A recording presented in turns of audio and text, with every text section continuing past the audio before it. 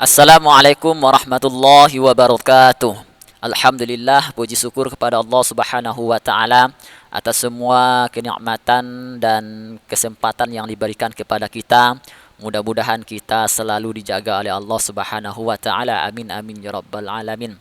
Salawat dan salam kita ucapkan kepada Rasulullah Nabi Muhammad sallallahu alaihi wasallam yang mana telah mengajarkan kepada kita tentang akhlak yang baik dalam kehidupan di dunia ini untuk menuju pada kehidupan akhirat nanti. Anak-anak yang Pak Ilham banggakan dan Pak Ilham sayangi, Rasulullah sallallahu alaihi wasallam telah mendakwakan ajaran Islam baik untuk kehidupan dunia maupun kehidupan akhirat nantinya. Tentunya salah satu dilaksanakan adalah mengajarkan akhlak yang baik kepada kita. Karena apapun yang dilakukan Rasulullah tentunya atas perintah izin dari Allah Subhanahu wa taala atau perintah wahyu dari Allah Subhanahu wa taala yang diajarkan oleh Rasulullah kepada umatnya sebagai seorang rasul. Maka yang pertama kali Rasul ajarkan, Rasul berikan tauladan kepada kita umatnya bukan melaksanakan perintah solat, bukan melaksanakan perintah puasa, zakat, haji dan lain sebagainya. Yang pertama kali Rasul ajarkan adalah tentang akhlak yang baik sesuai dengan hadis Rasulullah sallallahu alaihi wasallam adalah innama bu'istu liutammima makarimal akhlak. Sesungguhnya aku diutus ke dunia, kata Rasulullah sallallahu alaihi wasallam, adalah untuk menyempurnakan kemuliaan akhlak. Anak-anak yang Pak Ilham banggakan dan Pak Ilham sayangi, dalam pembahasan mata pelajaran akhlak yang kita bahas ada dua pokok bahasan. Yang pertama adalah akhlak mahmudah dalam pergaulan sehari-hari. Yang kedua adalah akhlak mahmudah terhadap lingkungan dalam kehidupan sehari-hari. Tentunya yang akan kita bahas pada pertemuan ini adalah yaitu akhlak mahmudah dalam pergaulan sehari-hari. Anak-anak yang Pak Ilham banggakan dan Pak Ilham sayangi yang berada di rumah atau dimanapun berada, mudah-mudahan dengan pelajaran ini dapat memberikan gambaran kepada kita dan untuk memperbaiki akhlak kita. Apabila akhlak kita masih kurang baik, maka akan ditingkatkan lagi dengan lebih baik seperti apa yang dicontohkan Rasulullah Nabi Muhammad sallallahu alaihi wasallam. Kita sebagai makhluk Allah, ciptaan Allah, tentunya kita memiliki fitrah, di antaranya ialah kita sebagai makhluk sosial.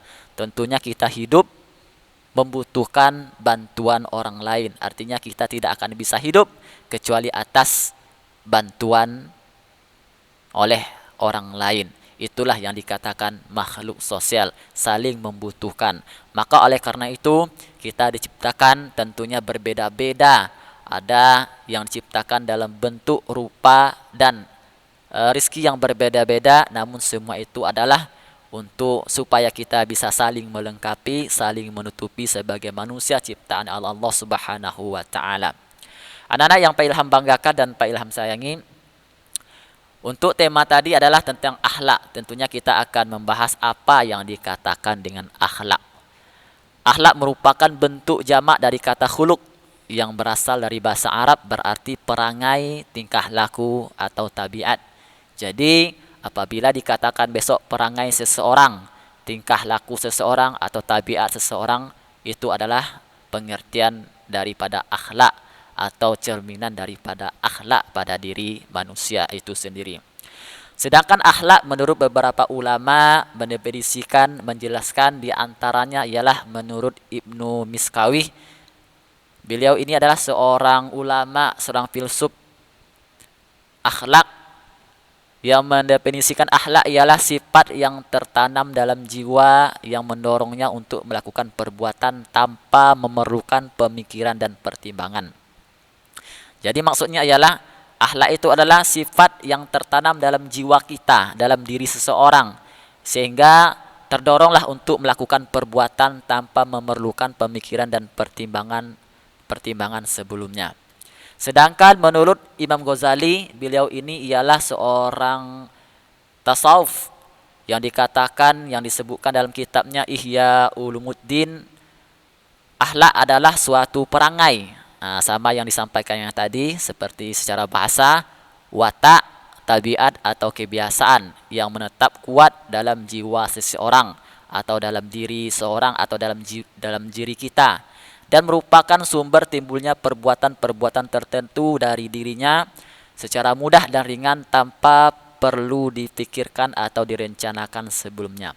Jadi akhlak ini timbul dari kebiasaan-kebiasaan yang kita lakukan, tingkah laku dari kebiasaan-kebiasaan yang kita lakukan.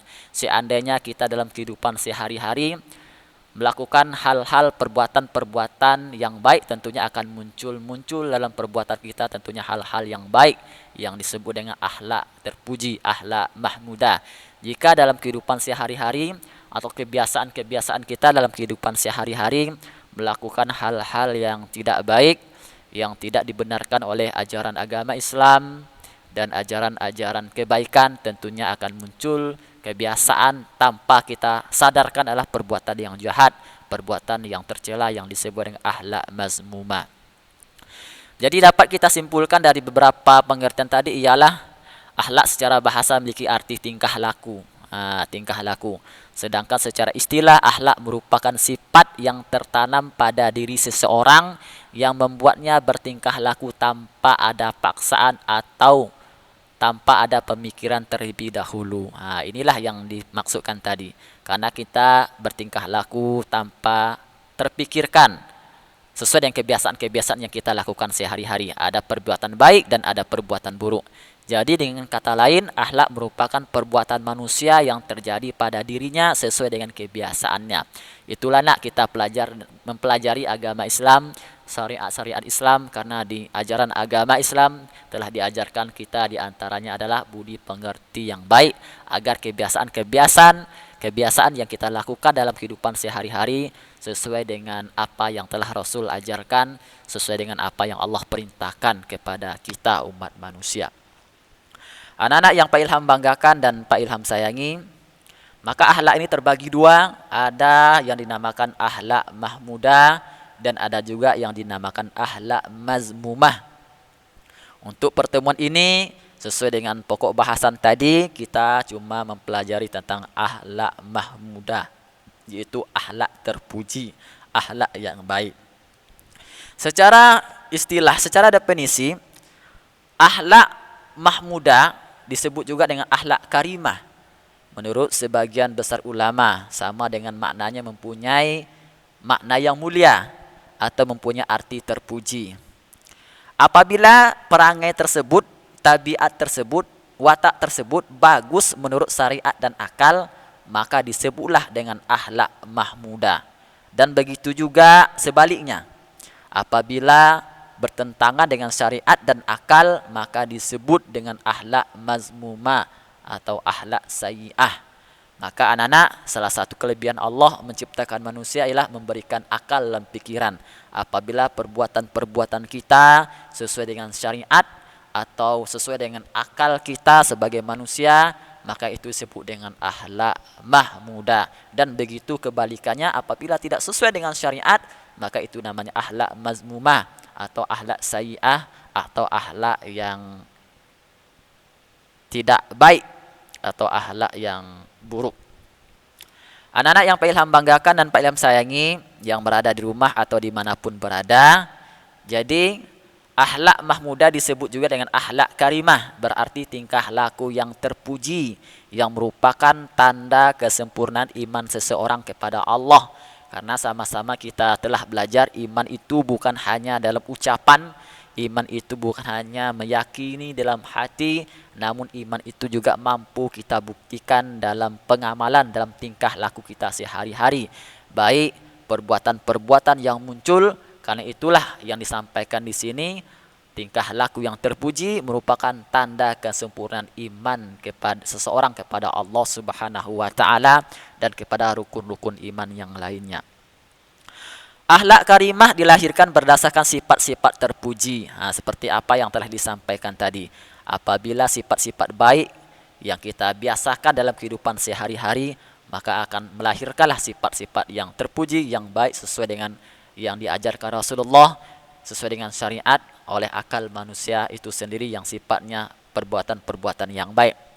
Orang yang memiliki akhlak terpuji ini dapat bergaul dengan masyarakat luas karena dapat melahirkan sifat saling tolong-menolong dan saling menghargai sesamanya. atau disebut dengan manusia tadi adalah makhluk sosial. Manusia tidak akan bisa hidup dengan sendirinya. Manusia pasti membutuhkan bantuan orang lain. Akhlak yang baik bukanlah semata-mata teori yang muluk-muluk, melainkan akhlak sebagai tindak tanduk manusia yang keluar dari hati. Akhlak yang baik merupakan sumber dari segala perbuatan yang sewajarnya. Jadi yang kita pelajari tentang agama Islam, apapun materinya, tentu yang pada hakikatnya bukan teorinya yang kita dinilai, namun apa yang timbul, apa perubahan yang terjadi pada diri kita sesuai dengan apa yang telah diajarkan dalam ajaran agama Islam sebagai bukti nyata kesempurnaan iman seseorang dalam bertingkah laku. Ada beberapa contoh akhlak mahmudah, akhlak terpuji yang kita pelajari sesuai dengan mata pelajaran kita. Yang pertama adalah kasih sayang. Karena namanya manusia makhluk yang membutuhkan bantuan orang lain, pertolongan orang lain. Artinya manusia tidak akan bisa hidup dengan sendirinya. Tentu manusia harus mencerminkan kasih sayang dalam kehidupan sehari-harinya, atau disebut dengan ukhuwah.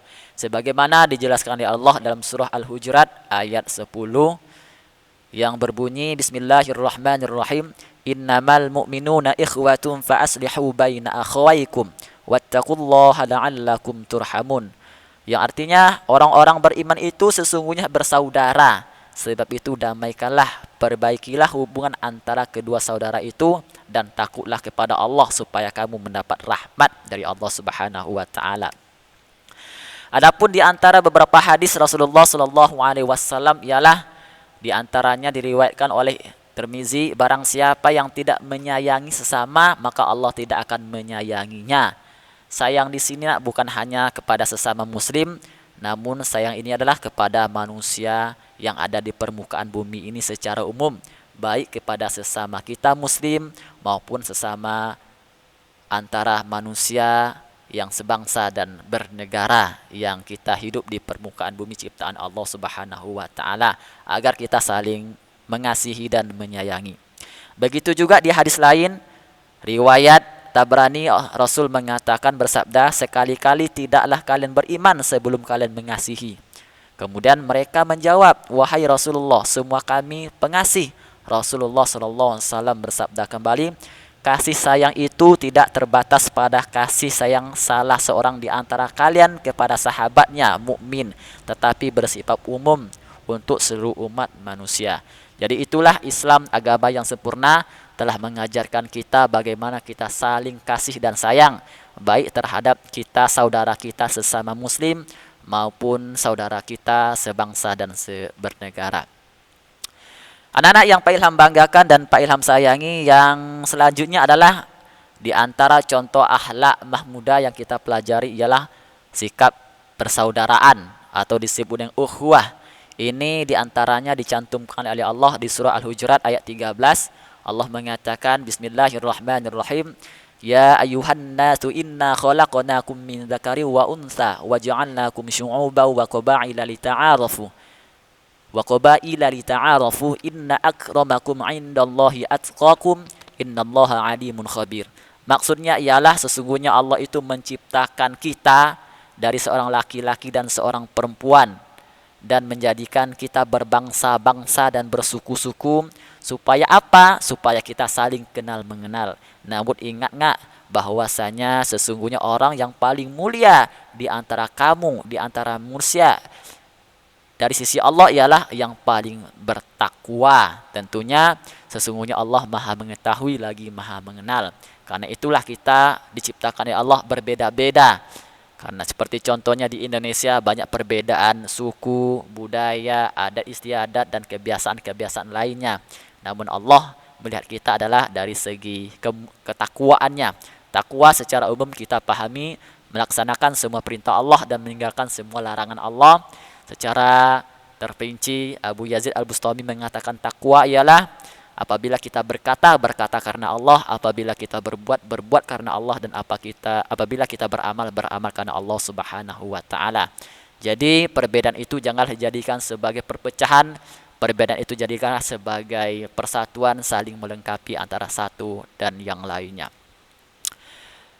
Ada berapa bentuk persaudaraan yang kita lakukan, baik persaudaraan kita sebangsa, artinya bersaudara kita sesama manusia, karena di permukaan bumi ini banyak bermacam-macam suku, budaya, agama dan lain sebagainya. Dan ada juga persaudaraan kita sesama agama, karena kita dalam sama agama tentunya bagikan satu bangunan, saling mengokohkan antara satu yang lainnya. Di antara surah Al-Hujurat ayat 10 Allah mengatakan, orang-orang beriman itu sesungguhnya bersaudara. Sebab itu damaikanlah atau perbaikilah hubungan antara kedua saudara itu dan takutlah terhadap Allah supaya kamu mendapat rahmat. Rahmat ini artinya kasih sayang dari Allah Subhanahu wa taala. Dalam hadis lain, Bukhari dan Muslim juga mengatakan, tidaklah sempurna iman seseorang itu sebelum ia mencintai saudaranya seperti apa ia mencintai dirinya sendiri. Jadi maksudnya gini nak, iman itu tidak akan sempurna, atau seseorang itu tidak dikatakan sempurna imannya apabila dia tidak mengasihi, mencintai saudaranya seperti dia mencintai dirinya sendiri. Masya Allah, luar biasa ajaran agama Islam yang telah diajarkan kepada kita. Anak-anak yang Pak Ilham banggakan dan Pak Ilham sayangi, selanjutnya yang kita pelajari ialah tentang sakha atau disebut dengan dermawan. Dermawan ini artinya memberikan sebagian harta yang kita miliki kepada orang yang membutuhkan. Karena apapun yang Allah titipkan kepada kita bukan hak kita sepenuhnya. Tentunya ada hak orang lain yang Allah titipkan melalui tangan kita. Dijelaskan oleh Allah Subhanahu wa taala bahwasanya apa saja yang kita nafkahkan di jalan Allah niscaya akan dibalas dengan cukup oleh Allah Subhanahu wa taala kepada kita. Dan begitu juga Allah mengatakan di surah Al-Baqarah ayat 261, apapun yang kita nafkahkan di jalan Allah, perumpamaan nafkah yang dikeluarkan oleh Allah, orang-orang yang menafkahkan hartanya di jalan Allah adalah serupa dengan sebutir benih yang menumbuhkan 7 bulir. Bayangkan yang kita keluarkan 1, namun Allah tumbuhkan menjadi 7 bulir. Pada tiap-tiap bulir 100 biji. Allah lipat gandakan lagi, tiap bulirnya menjadi 100. Allah melipat gandakan ganjaran bagi siapa yang dia kehendaki. Dan Allah maha luas karunia-Nya, Allah maha mengetahui. Itulah balasan Allah Subhanahu wa taala kepada orang-orang yang dermawan. Selanjutnya yang kita pelajari ialah tentang akhlak terpuji, akhlak karimah, yaitu akhlak saling tolong menolong. Saling tolong menolong. Dijelaskan oleh Allah Subhanahu wa taala dalam surah Al-Maidah di antaranya, dan tolong menolonglah kamu dalam berbuat kebajikan atau takwa, dan janganlah kamu tolong menolong dalam berbuat dosa atau permusuhan. Bertakwalah kepada Allah, sungguh Allah sangat berat siksaannya. Dalam hadis Rasulullah dijelaskan juga dari Abu Hurairah, Nabi SAW bersabda, barang siapa yang melapangkan satu kesusahan dunia dari seorang mukmin, maka Allah melapangkan darinya satu kesusahan di hari kiamat. Masya Allah, luar biasa ya. Dan barang siapa memudahkan urusan orang kesulitan dalam masalah hutang, maka Allah Subhanahu wa ta'ala memudahkan baginya dari kesulitan di dunia dan akhirat. Luar biasa.